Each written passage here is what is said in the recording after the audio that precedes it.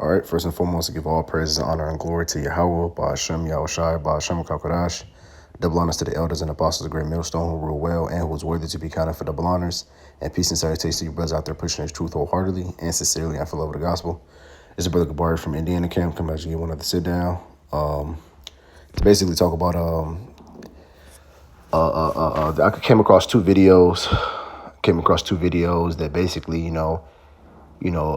hit on the same topic, and it just got me thinking. I was just like, hey, matter of fact, let me just go ahead and watch the videos, and I'm gonna talk about it later. Hold on. Back in the day, you used to be able to quit your job, get unemployment for a couple of weeks, take a break, relax, get on Indeed, apply to maybe 4 or 5 jobs, get 3 callbacks, go on a couple of interviews. In 5 days, you got 2 jobs.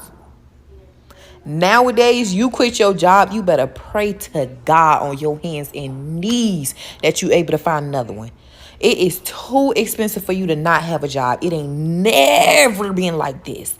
It ain't never been like this. It's people on here that's been applying to jobs for 6 months straight. I'm talking they putting in 50 applications a day. You know how many applications that is to submit in 1 month if you doing 50 a day? Somebody submitted like 3,000 applications on here. He said he only got 15 callbacks and 3 interviews, and none of them he got the job. It is so hard to get a job nowadays. It's ridiculous.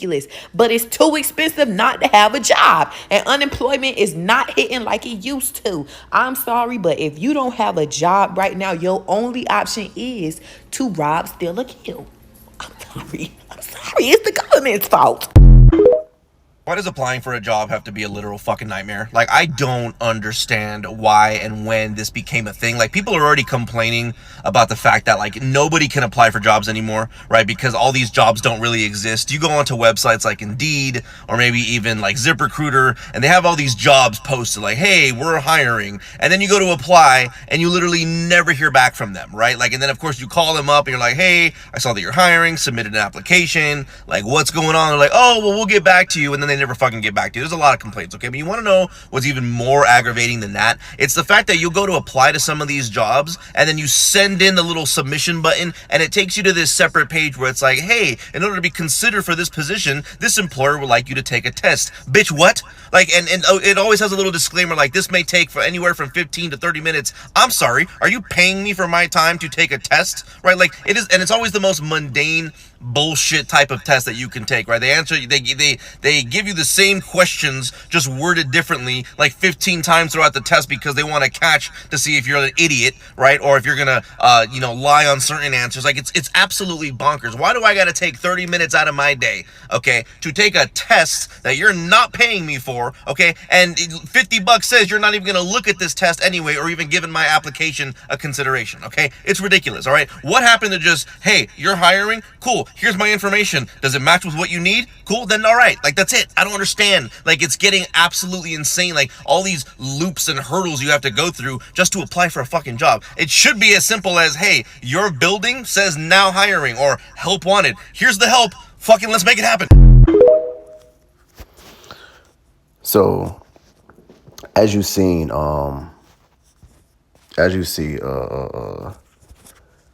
people are basically feeling that grind, feeling that squeeze on how times are getting harder. All right. And this is all prophecy. This is all what the scriptures basically talks about. All right. As you see, I have Ecclesiastes chapter 12 and verse 4. It says the door. Actually, I'm going to start from 3.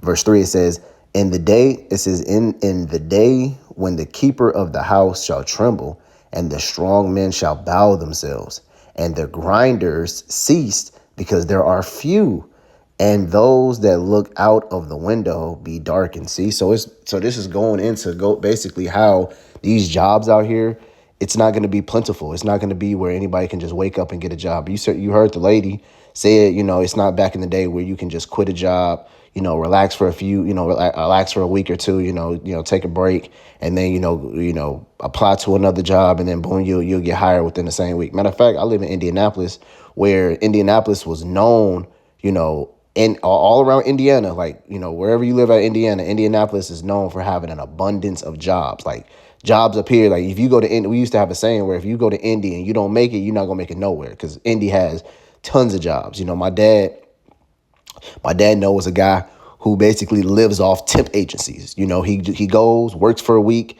get a paycheck, pay his bills, and he quit the job and go to a new job the next. You know, he's never doing the same job twice in the same week. You know, or sometimes he'll work at it if the job is paying enough. He'll work there for 2 weeks, and then he'll use that money to pay all his bills for the month, and he'll take the rest of the month off.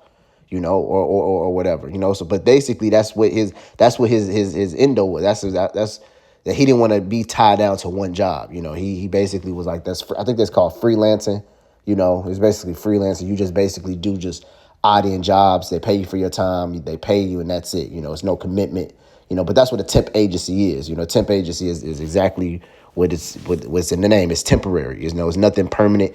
You know, even though you have some temp jobs, if you stayed at the job long enough, they can't hire you on. And that's the reason why temp jobs were, you know, created, you know, to get people who don't really have no set of skills, but want to, you know, dip their hand into every little thing to see what they're good at. You know, oh, we have this driving job. Do you have a driver's license? Okay, we can give you this driving job. You know, oh, you don't like it? Okay, we're gonna send you to this factory job. Oh, you don't like there? Okay, we're gonna send you to this job, to that job. Oh, you like it there? Okay, do a couple more weeks, and then boom, you know, you stay there. But anyways, basically, you know, it's not like that. You know, and the beloved elder of Indiana, Elder Ayash, he had made a video 3 months ago, and I remember watching where he said, "Don't leave your jobs. Times are getting tough." You know, and we've been saying this. You know, we've been saying, "Hey, listen, the grinding shall cease." Everything these people, you know, people are not going to be hiring. You know, and we've been saying this for years now. You know, but you know, people are starting to actually feel it. Where I'm seeing videos about it. You know, people, you know, social media is talking about anybody jobs hiring such and such an hour, you know, or I need a job, or you know, somebody you know needs a job, you know, and these little like slick how can I say loopholes that we were, you know, that Jake was using and people were using to get by for maybe a month or two. You know, they probably use something to pay their month, they rent for the month, or they do something to pay their light bill, or they get food stamps. Somebody can give them food stamps to get, you know, all that stuff is starting to dry up. You know, people are not how can I say, people are it's getting hard, it's getting tougher out here, and that's just prophecy happening. You know. And then what happens when an abundance of people lose their jobs and there's nobody to work. All right, people are going to start becoming homeless. People are going to start becoming. And then when people get homeless, what happens? Well, then you got a lot of robbing and stealing and invading one another. You know, what the fuck is texting me, man? Matter of fact, let me put my phone on do not disturb. Text me and shit. Anyways, yeah, man, you got a lot of robbing and invading one another. You know, matter of fact, the scriptures talks about that, man. Sedition amongst men, you know, invading one another, you know. It says the love of many shall wax cold because what? Lack of bread thereof. Matter of fact, let me grab that.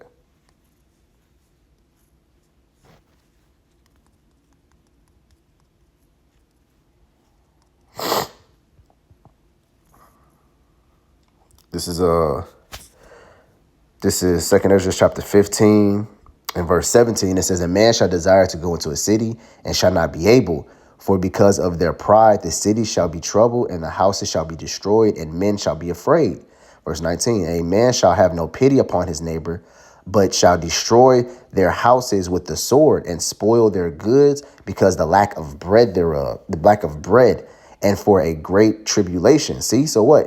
Once people don't have work, once people don't have a way to feed their family, to feed their kids, and guess what? They're gonna resort to the only thing they can know how, man.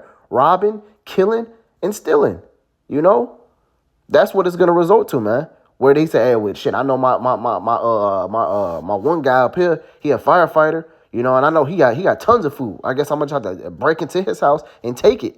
You know, and then once people start seeing on the news and people start seeing it actually happen to them, guess what? They gonna be resorting to doing it. Like, well, shit, if everybody else doing it, I might as well do it. You know, and that's how you gonna have all hell break loose. All everything is just gonna and then guess what? They're gonna issue martial law to control the people. You know, but about that time it's gonna be too late, man. All right. All right, verse 20 says, "Behold, saith God, saith Yahweh, I will call together all the kings of the earth to reverence me, which from let's go into something else. Let me see.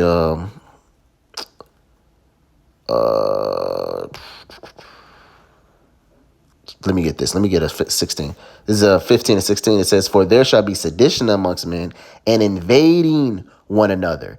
They shall not regard their kings nor princes, and the courses of their power, and the courses of their actions shall stand in the power." See? So guess what, man? If you're stronger than another person, man, it ain't gonna be no, oh, well, I'm a governor and I'm a police officer and I'm a business owner and I'm this and I'm that. Hey, people ain't gonna regard that, man.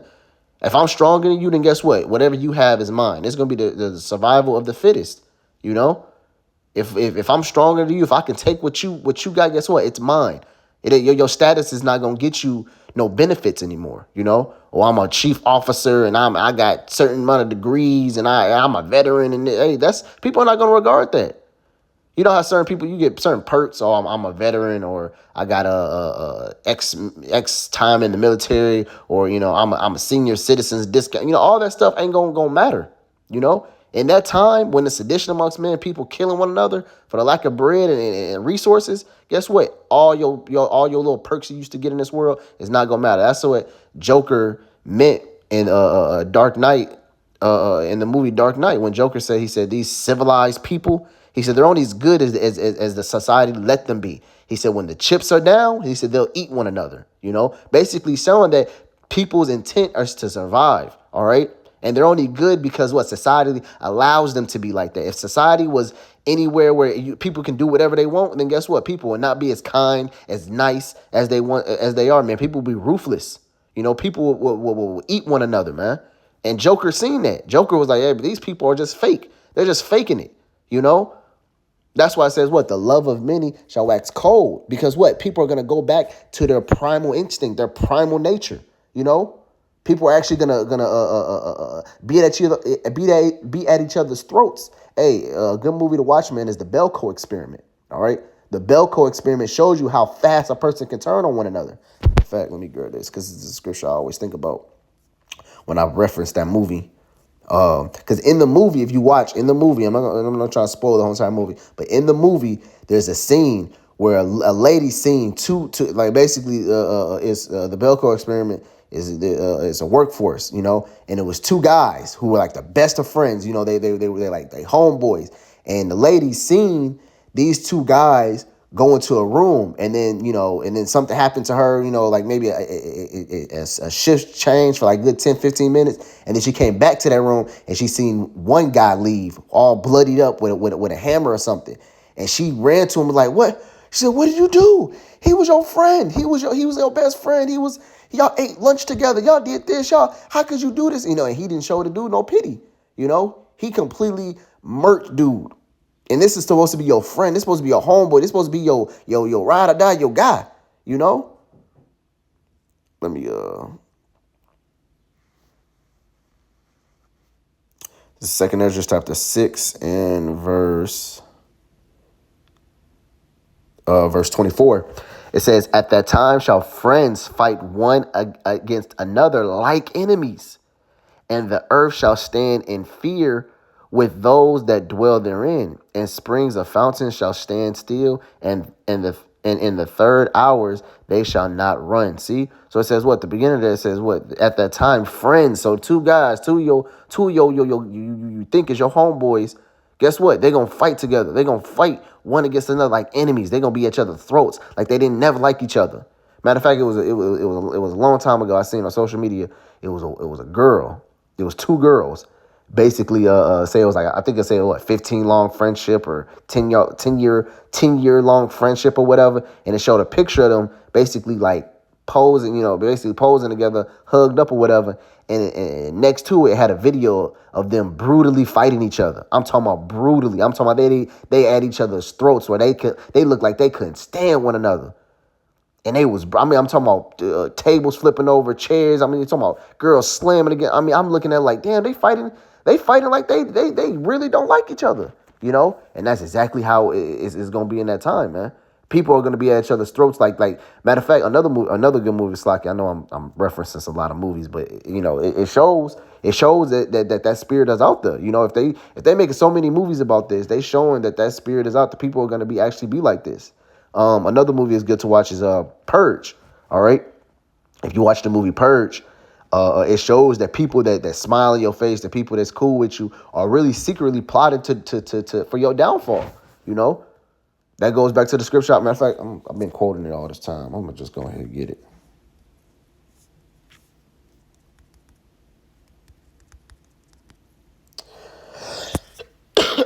This is Matthew chapter 24. In verse 12, it says, "And because iniquity shall abound, the love of many shall wax cold." See, because iniquity is abounding, because iniquity is in this world, the love of many, the love of people, that the so-called heart-filling love that people have for one another, that's gonna wax cold. Which means, guess what? People ain't gonna have that love. It don't matter if you brother, you cousin, you home, you ride or die. You my guy, you my girl, you my wife, my children. Ain't none of that gonna matter. If you got it and I want it, I'm taking it from you. Whether it's your parents, whether it's your cousin, whether it's your lover, whoever it is, if people are gonna be at each other's throats, and it's all gonna because it's all. First of all, that's the spirit that's gonna be put out there because of iniquity. But it also is gonna show you that these people was really just faking it. These people really don't love one another. I mean, look at your so-called friends. You could be 500 pounds on your deathbed, and your friends say, and you ask your friends, "Am I still beautiful? Am I still gonna get a man? Am I still gonna?" They finna chop your foot off because how thick your blood is and all the type of fucking diseases you got. And your friend saying, "Girl, you still a bad bitch. You still can do this. Don't let this setback deter you. You still can be here it is." If they was actually truthfully honest and cared about you, they'd have told you, "No, your ass need to lose some fucking weight.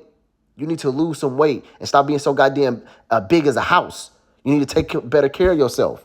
But no, they want to put a fake persona on and be like, "Oh no, girl, you cool, you still beautiful." Talking about what's that famous singer name?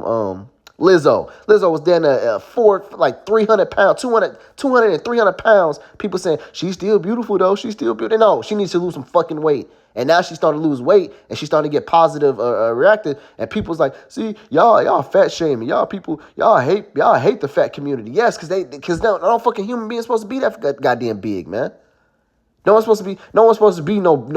That's where the term BBW came from. Beautiful big women. Like, no, there's no such thing as beautiful big women. You're supposed to lose some fucking weight. That's all. Being 200, 300, 400 pounds is not natural. That's not love. And guess what? If you really want love, if you really want to show you that, then get on a fucking treadmill and lose some goddamn weight. You're not supposed to be that damn big, man.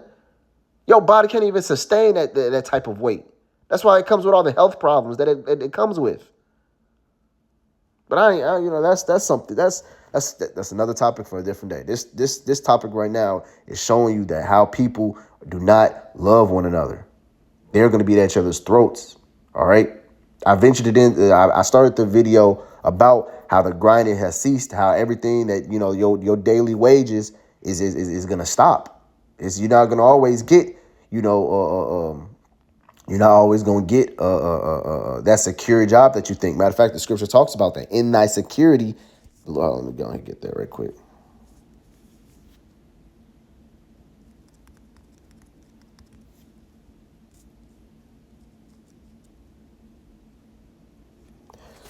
This is Sirach chapter 5 and verse 7. It says, "Make no tarrying to turn to the Lord, and put not off from day to day." See, you're not supposed to I got to go to work, man. I got to do this job. I got to do this. Because guess what? Get it. It says, "For suddenly shall the wrath of the Lord come forth.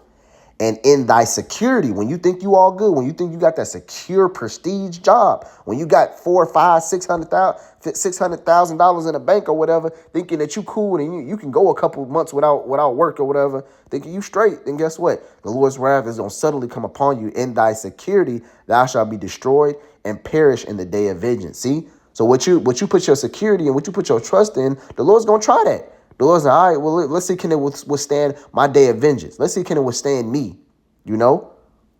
That's why, hey, listen, we work these jobs, but what? We don't put our trust in it. We understand that these jobs are temporary, man. These jobs is just to get us from point A to point B, just to get our daily bread, all right? But we don't put our trust in these jobs. We don't look at these jobs as security. We don't put these jobs over the truth.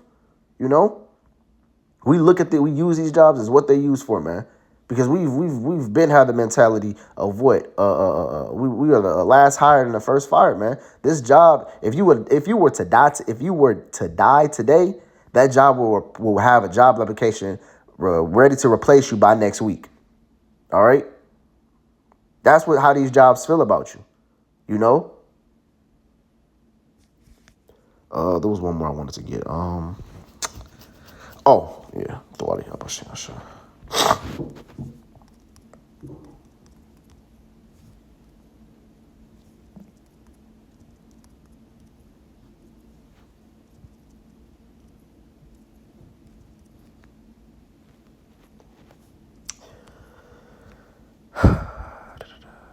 this is Matthew chapter 10 and verse 34. It says, "Think not that I come to send peace on earth. I came to not to send peace, but a sword. For I am come to set a man at variance." Matter of fact, let me get this word variance. 10 and 35.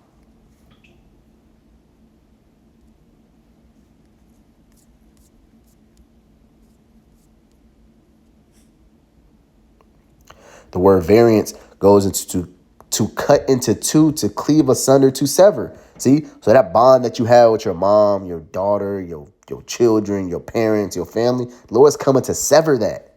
All right. This is, for I come to set a man at variance, to sever, against his father, and a daughter against her mother, and the daughter-in-law against the mother-in-law. And a man's foes, is what? An enemy, hater, odious, hateful, hostile, hating, and opposite other, a foe. Batman is a foe against Joker, and Joker is a foe against Batman. They hate one another. They're two separate sides of the spectrum, good versus evil. All right. A man's foes shall be they of his own household. See, so in household also goes, let me see. It says one belonging to the house, under control of a master or a house, whether a son or a servant. See, so this goes basically into, like, it can go into friends, it can go into family, it can go to anybody in your main circle that you consider close to you. The Lord is coming to sever you against them, And that's why the scripture says they shall know that I exist for how you treat one another, man. Because the only true love that's going to be in this world when the time hit is going to be love of the brotherhood, man. That's what makes the brotherhood so precious and so desired and so sought for. Because we actually tell one another, we actually get on one another daily. We get on ourselves daily, and then we get on one another. And when I say get on one another, I'm not talking about like just constantly cussing one another out, but we're watching out, because that's how you truly care for somebody, because you don't want to see them partake in the hell that this world has coming, the hell that's coming to this world. So what do? You got to stay on the brother. Hey, bro, listen, you falling off. You need to do this. You need to do that. And by you doing that, you're watching out for him, and you're making sure he's straight, because when the hell gets, guess what? He gonna be cool. And that's the ultimate goal, And then when the hell do hit, the Lord is going to show his abundance mercy upon his people. Scripture says what? 1,000 shall fall at your right hand, 10,000 at your left hand, but it shall not come nigh thy dwelling. A pestilence shall fly over thy head.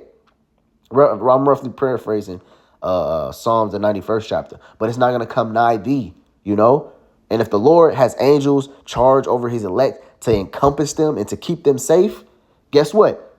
They gonna be looked at as like, damn, why these guys ain't going through it? What makes them so special? Because they trust in Yahweh B'Shem Yahushua, the God that they trust in is protecting them at that time, And guess what? They still is gonna be in that same mindset of treating a brother in a respectful manner, man, in an upright manner, We not, Lord willing, we don't have to suffer these things that these people is going to have to suffer, man. Because we've been suffering ever since we stepped foot into the truth, man. We've been paying our dues, man. Now it's time for the world to pay theirs. All right? All right, but yeah, that was let me grab this right quick. What is this? Oh, this is a good one. This is Luke chapter 21 and verse 16. And ye shall be betrayed both by parents and brethren and kinfolk and friends, and some of you shall they cast to be put to death, and ye shall be hated of all men for my name's sake, but there shall not a hair of your head perish, and your patience possess ye your souls.